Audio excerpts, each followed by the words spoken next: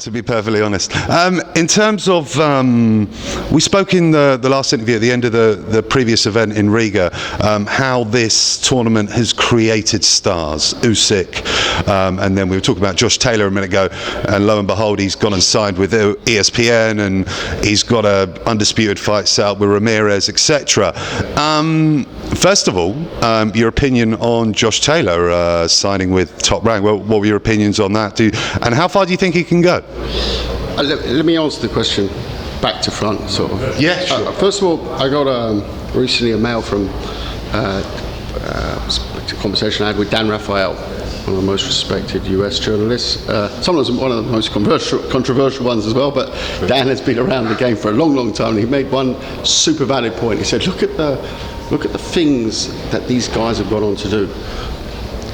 Callum Smith was waiting for a world title shot before he went into the WBSS for about 2 years. Yes. So Dillian White syndrome. And then he went into, who's now being touted for the Canelo fight, right? So his stock has risen, I'd say, 500%, maybe even more, no, 5,000% probably even more. And you look at Inoue, yeah, he was a beater at bantamweight, just beat McDonald in a couple of rounds and all good, but he was limited to that bantamweight hardcore thing. He went in, now he's biggest star in Japan, just signed a multi-million-dollar deal with Top Rank. Then you look at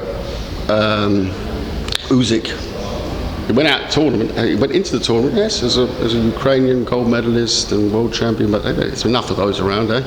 You know, they produce some like. I won't use an example. But he's, you know, he went off and fought Tony Bellew in a pay-per-view fight, and then signed a multi-million-dollar deal with DAZN. So, I don't know. Another one, Josh Taylor. You know, everyone talked about Josh Taylor before the tournament. It's funny because all the Yanks, when I went over there, were saying, yeah, Taylor, come on. All hype job. European hype job.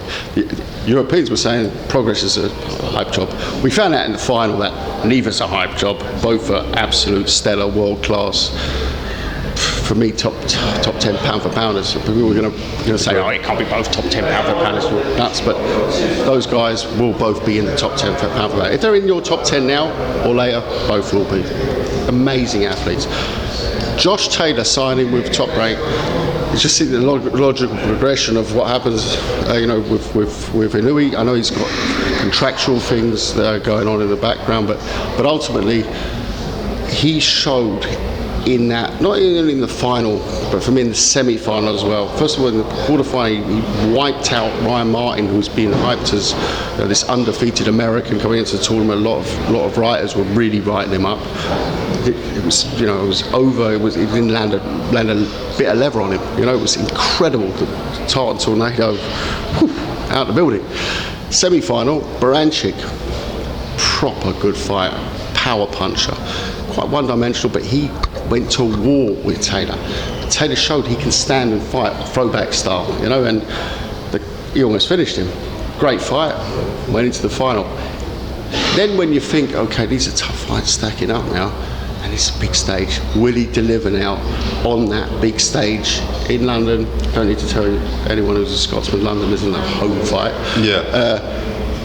He won the crowd over it, he won the English over as a Scotsman, you know, and that was the point when he went into that hole, and you know, and he ended up signing a massive deal with one of the biggest networks in the US, you know, huge deal. So for him, he goes on and rebounds. So it's really, it's not just about Josh Taylor. It's about what this propels you to go and be, you know. That's quite an incredible thing. You know, one of my, I would call it sales lines, when I got the old salesman, dust off the salesman outfit, I go out and see fighters. Beginning it was, you know what this tournament's going to do for you? Do you know what it's going to do for you? Well, there's 5 case studies there. Definitely, couldn't agree more. It's always in the pudding.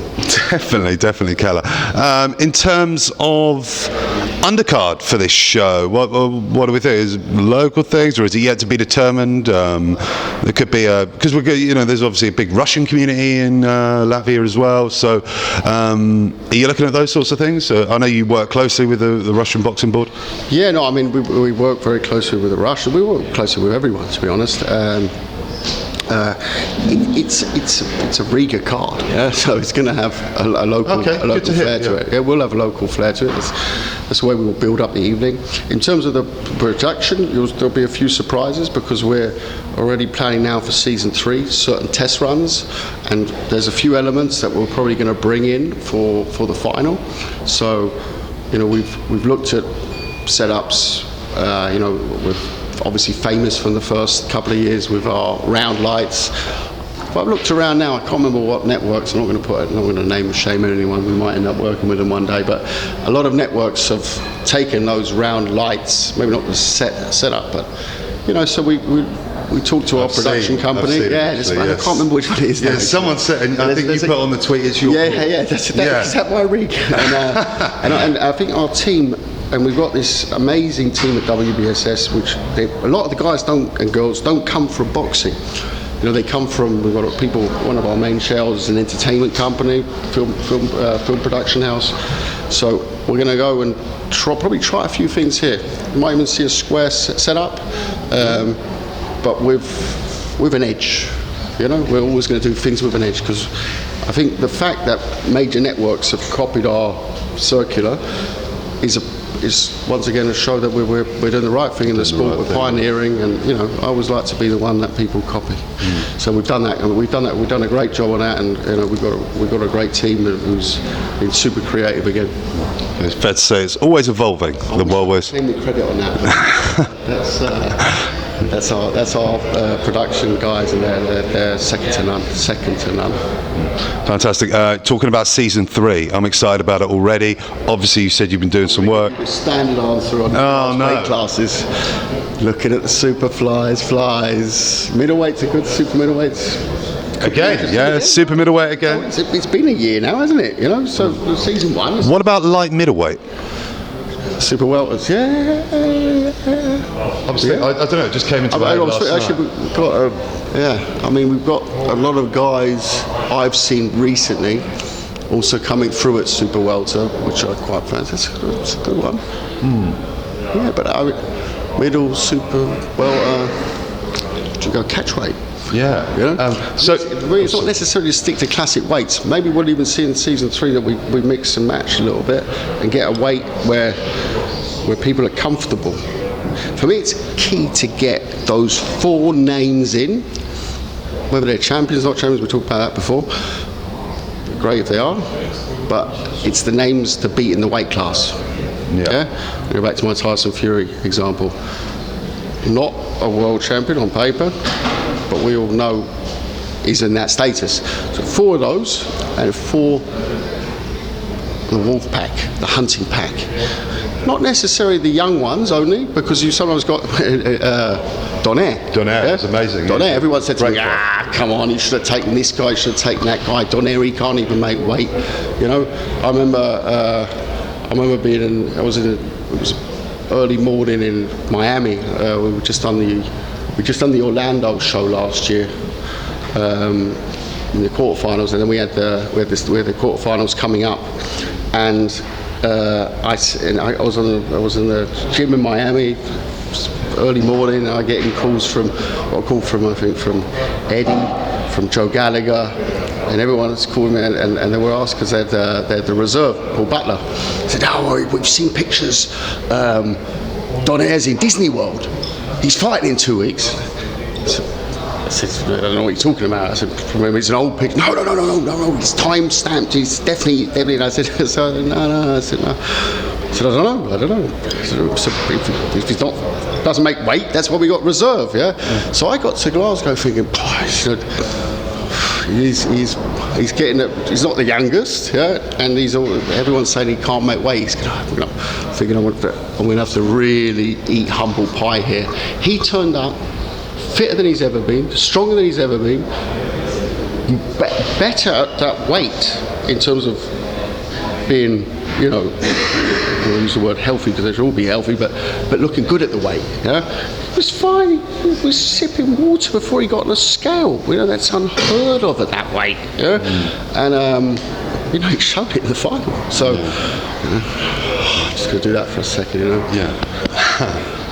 Obviously, it's mandatory for the WBC as well. You know, you see that it's not necessarily just the young guys. You can give a guy a chance to come back in and prove his worth. You've got to sometimes take a risk, and that one certainly paid off. Donaire was fantastic. Brilliant, thank you. Guys, I know you've got other commitments, media commitments you've got to go and do.